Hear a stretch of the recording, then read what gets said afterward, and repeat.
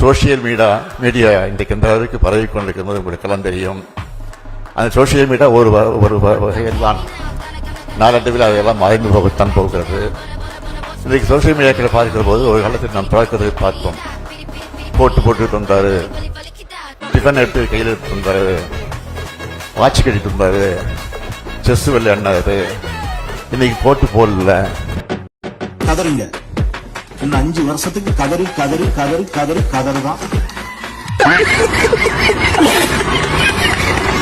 அதிசயங்கள் இப்போ இங்க நடந்துகிட்டு இருக்கு. மரபு மீறப்பட்டிருக்கு. திமுக ஆட்சியில எப்பவுமே தேசிய கீதம் மட்டும்தான் தமிழ் எங்கேயோ பார்த்திருக்கேன். ஜனவரி மாதம் 15ஆம் தேதி